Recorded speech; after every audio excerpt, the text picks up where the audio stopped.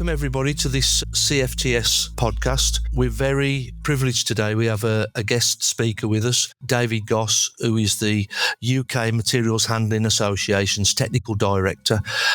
He's our go-to, our Google, if you like, that knows all the ins and outs from legislation and regulation. So welcome along, David. Hello. So you're going to give us a deep dive into the legal and technical background. So from your point of view, what does the law actually say about defect reporting? So this is a question about when you should make a report to the relevant enforcement authority and obviously who should make it.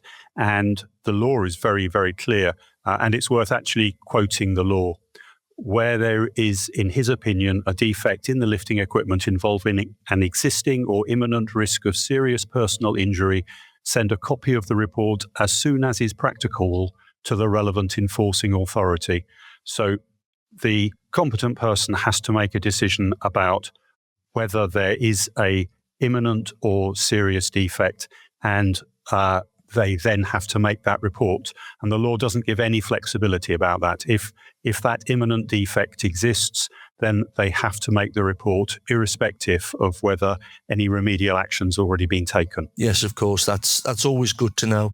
I mean, I talk about it when I do my training, and it's a very sort of broad spectrum when the HSE put their wording into these things, and it's that imminent risk. And of course, what do we know as imminent risk? And how I explain it, particularly on the training course, is one wheel nut missing is not imminent, but 5 out of the 6 are.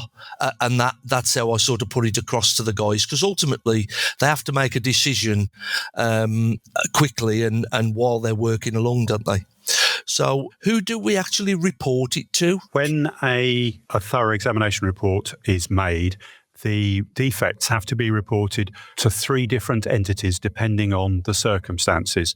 They have to be reported to the employer that is utilising the equipment. If the equipment is under a hire or lease contract or is owned by a third party, they also have to be reported to that third party. And the only ones that have to be reported to the enforcement agency are those which present a serious or imminent risk of personal injury in the lifting element of the truck. Those are the only ones which have a mandatory reporting element to the surveillance authorities. Yes, of course. And who would actually make that report out, do you think? Would that be the end user or the company? Who would do that, do you think? So legally, the person that has to make the report is the competent person themselves. Frequently, the reports are submitted by the employer of the competent person, but the law doesn't actually recognise the employer of the competent person as an entity, so the responsibility devolves on the competent person. Yeah. What they cannot do is leave it to the operator of the equipment to make the report. It's not good enough just to say this needs to be reported and rely on somebody else to do it. Failure to do so is placing the competent person in breach of the legislation. So they need to take this responsibility very seriously. Yeah, I was about to say that. There's a lot of responsibility there at the competent person's end. And they do have to think on the feet a lot of the time. They're the one at the coalface doing the test as such. And ultimately, these can have big consequences if you don't do things right, if you don't follow the correct procedure. And who do we report it to? Is it the REA do we report it to? Yeah, so it's reported to the relevant enforcement authority, but the term relevant enforcement authority is a very legal term which doesn't really point out to you who it is that you're meant to be talking to. The legislation makes it clear that if the truck is a hire truck or a truck under lease, then the enforcement authority is always the HSE, and that makes it much simpler to work out where you're meant to be reporting to. In other circumstances, the agency is either the local authority responsible for the site or the HSE, depending on what the activities at the site are. So generally, HSE is responsible for factories and manufacturing sites, and retail, warehouses and distribution sites would fall under the local authority. But the sites themselves will know who the enforcement agency responsible for the site is. Yes, of course. And am I right in saying that the usual place to find it, if nobody can sort of help, is on the big health and safety sign that's on each individual premises, the black and white sign, isn't it on there somewhere? So it always used to be, but HSE updated the template for the sign a little while ago, so it's now not mandatory that it's recorded on the sign. Right. Which means that sometimes you have to use a bit of intelligence to inquire. You can't necessarily just find it on the poster. Gotcha. And of course, each individual one will be known to that company, or should be known to that company. So if you ask their check manager or their health and safety manager, they should know, shouldn't they? They have a legal duty to know and to be aware and to make that information available to their workforce. Yes, so of course. They have to know this information. However, that's only really half the battle, because knowing who the agency is different from knowing how you contact the correct person in that agency. And again, this devolves on the competent person to work out who it is. So you may need to get in touch with a local authority. The good thing is with the HSE, their webpage tells you all of their local offices, and they're very easy to get in touch with.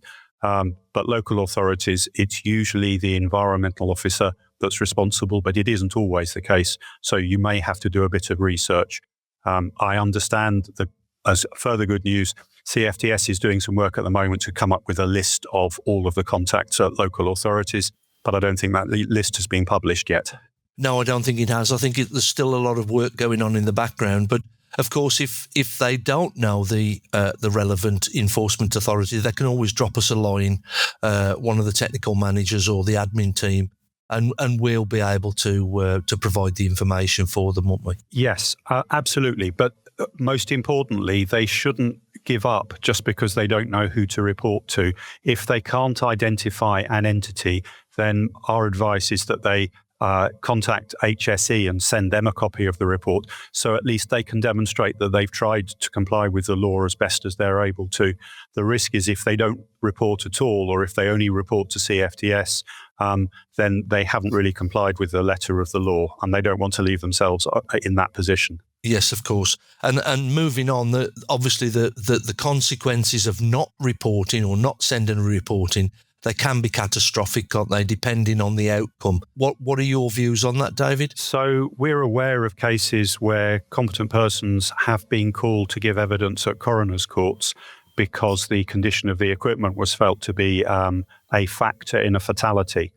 And clearly, you don't want to put yourself in that position. When HSE starts an investigation into a serious incident or a fatality, they will always look at the condition of the equipment.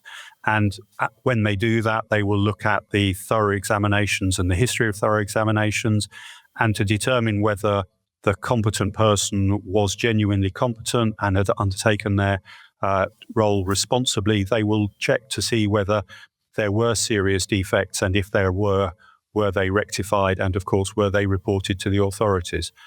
So it does have a heavy burden to make sure that you follow the process correctly. And that's part of the responsibility of being a competent person. Yes, that's true. I mean, I think all of us as technical managers, when we do our training, one of the things we say, it's not perhaps the one of the easiest parts of the role of being a competent person, but it is your duty under the law. And we always say, basically, if you're not prepared to go through the reporting process, then please don't do a thorough examination. Don't become a competent person, because there are times, albeit quite rare, that you will have to go through this procedure. And our job as CFTS, as UKMHA, is to make that process as easy as possible. Yeah, but there's an alternative. Nobody wants to be reported or to make the reports. But in fact, the solution is to maintain the equipment in good condition and not leave items such as chains and forks until they reach their wear limits, but to replace them ahead of reaching the wear limits. That way you overcome the problem completely and you make sure the equipment is maintained in serviceable, safe condition. That's very true. And a lot, when I go and carry out audits at the members, a lot of the time and a lot of the answers that come back are, because we are a conscientious industry, and a lot of our members have maintenance programs in situ, that the wear limits are very rarely reached. The only way they would be if a truck was bought in second hand from another entity, or off a website, etc. But their fleet trucks, I think they tend to change chains at 2.5% and forks at 8%. So they very rarely would get to that stage. But of course, there's always the option that they will. There'll be a customer that's a new customer, or again, like I said before, a truck that's come into their fleet from somewhere else. So this is one of the big differences between the CFTS scheme and when you have insurance inspectors carrying out thorough examinations, because CFTS members who are also doing maintenance on trucks will make sure that the truck's in good condition, whereas insurance inspectors will only be interested in when trucks reach a pass-fail criteria. So they're much more likely to have trucks which get to that borderline condition and therefore require reporting, whereas you'd expect the CFTS trucks to be maintained in good condition and have the replacements done ahead of schedule. I think this is one of the reasons why it's perceived that insurance inspectors are more likely to make reports of defects to enforcement agencies. And when you take over, when as a CFTS competent person, you take over an inspection from a insurance company inspector, you may be coming across trucks which have reached wear limits which you would yourself not have allowed a truck to reach before you took intervening action. That's very true. I must admit, we do come across that subject quite a lot in the auditing process and in the training process. It's important to know that you did mention it there, David, that as we know, Lola does allow you to work on the same truck that you test, but am I right in saying that you have to do the thorough examination first? Yeah, it's absolutely essential that the thorough examination and any maintenance or repair activities are kept completely separate. This is covered in the CFTS Quality Assurance Procedural Code and also in the HSE guidance. Do the thorough examination first, identify any defects, record those defects, then rectify them. It's not acceptable not to report a serious defect that's been fixed, but it is permissible to include information that the report has been fixed when you submit the information to the relevant enforcement authority, if that's what you're going to do. And generally, if you've identified that a defect was found, but remedial action was then taken, there won't be any follow-up action on the part of the enforcement agency. They just want to know that the equipment is safe. Yes, of course. They want to know that it's been followed up. And of course, as part of being a CFTS member, we have the decals or stickers, if you like, that when remedial work is picked up, we put that over the top of the kite mark, the thorough examination kite mark, and then that will have a time limit then to get rectified. Also within the audit process from CFTS, that's one of the things that we look at, that if there are any serious defects, that they were followed up, and we get to see service sheets and invoices to that effect to prove that that audit process and that repair process has been done all the way through. Yeah, one of the questions we get asked quite a lot is what happens when a report's made to a relevant enforcement authority. And we did a freedom of information exercise on a number of local authorities to find out what they actually do. And generally, what they're interested in is making sure that the equipment has been put into a safe condition. Some of them follow this very tenaciously and ask for evidence that the work has been completed. And clearly, if they find repeat offenders or evidence that the work hasn't been completed, they're likely to start an investigation into the site. So it's really important that that information is maintained, recorded, and passed on to the people that will be interested in it. Yes, true. And of course, we keep our records for paper records for at least 2 years. One other thing I do find when I'm going out to members is they say, well, most of it's kept on a server now, so it's kept indefinitely, which is, of course, a great thing, because then it can always be referred back to then, can't it? Absolutely. And in fact, when there are investigations following incidents, the history of the equipment and how it was maintained and inspected is something that the investigator will be very interested in identifying and pursuing.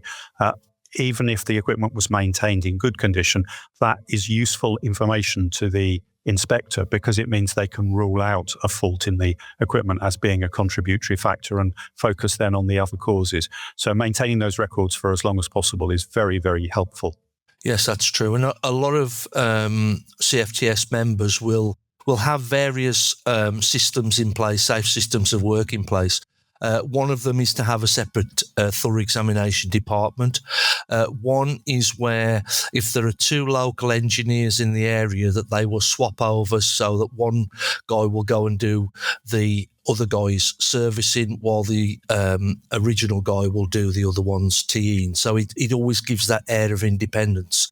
And of course, then you've already touched on it, is where the instance where we do a TE first and then service. And am I right in thinking that you can actually rectify everything on the same day? It's just that you have to do the thorough examination first. Yeah, absolutely. You can rectify it as soon as you've completed the thorough examination, but do complete the thorough examination first, because otherwise you're muddying what activity belongs to which task. So complete the thorough examination, write the report. If you're able to, and if you have the authority to do so, then by all means, immediately enact remedial work. This could prevent the truck from having to be taken out of service. And as I said earlier, if you then need to make a report to the relevant enforcement agency, you can include the information that the repairs have been made and that no further work is required. Yes, that's a good point. Just one of the sort of the fallacies in a lot of ways in our industry is that if we do report to HSE, that will bring down a mighty blow from HSE, a big inspection, etc. Could you sort of clarify what HSE would do if you did report something to them? It depends on the circumstances. HSE, as with local authorities, are likely to be interested in knowing that the truck is in safe and good condition. They are a hard-pressed agency. They don't have a lot of spare inspectors, so they won't pick up on small tasks, but they will maintain a database. And it's likely that if they found a particular site was a multiple repeat offender, then they might decide that they need to come and do a visit. But if these are one-offs and there's evidence that the remedial work has been done, they'll mark that as a tick and say, we can see that this is an effective site and we don't need to take further evidence. But it's totally in the hands of the individual HSE inspectors. There aren't hard and fast rules about it. Of course. And I think back at the Lamma show back in the spring, we were talking with the HSE guys, and they said that there tends to be clusters of various issues as we get across industries. As you know, agriculture is probably one of the hardest or highest number of accidents providers. And I think there's been a problem recently with things like quad bikes.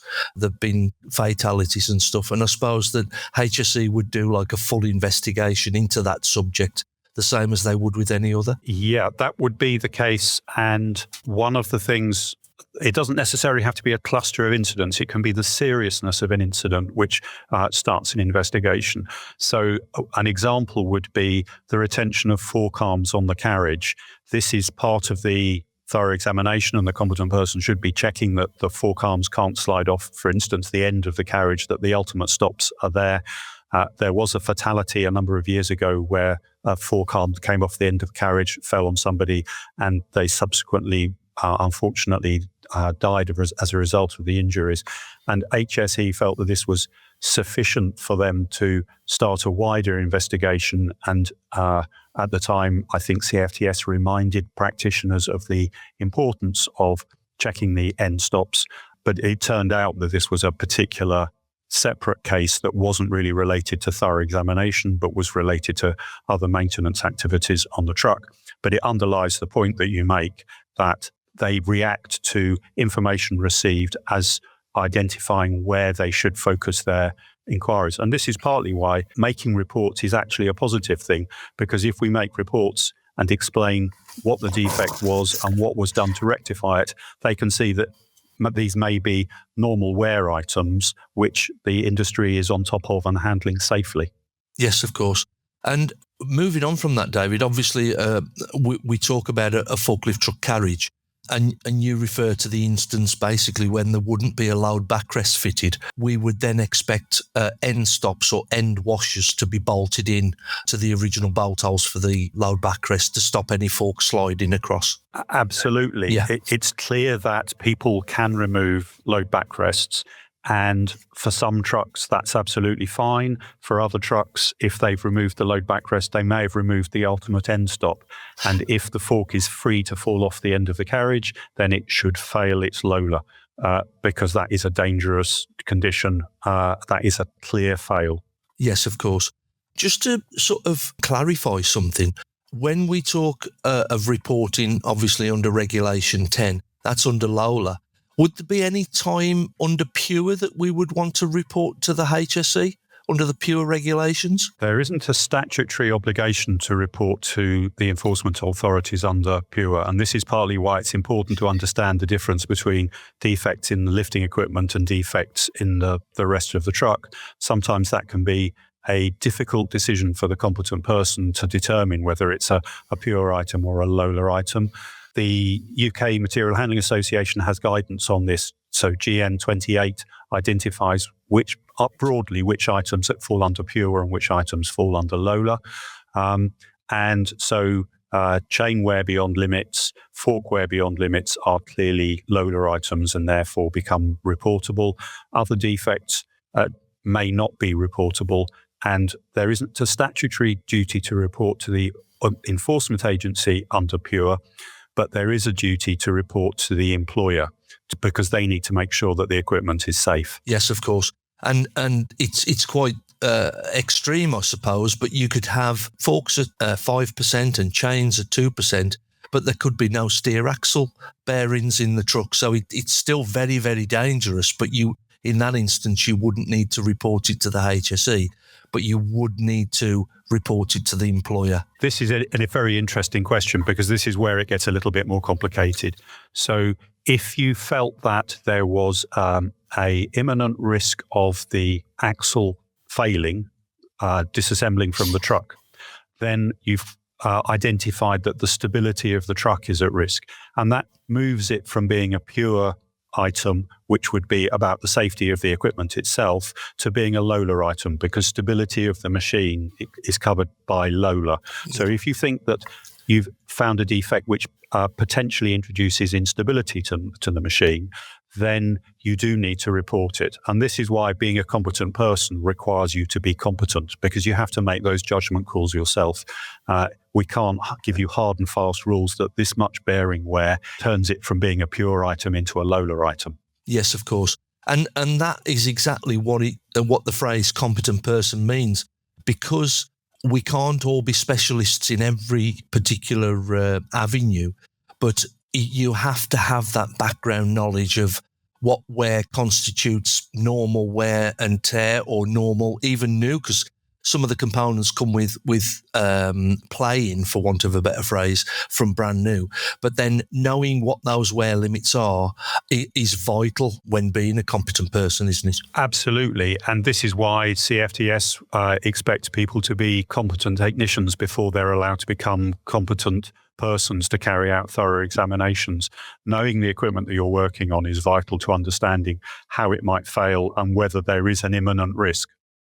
Otherwise, you tend to take a very conservative route and require trucks to be taken off-road where they're actually in perfectly usable condition, or report defects which aren't really Lola defects.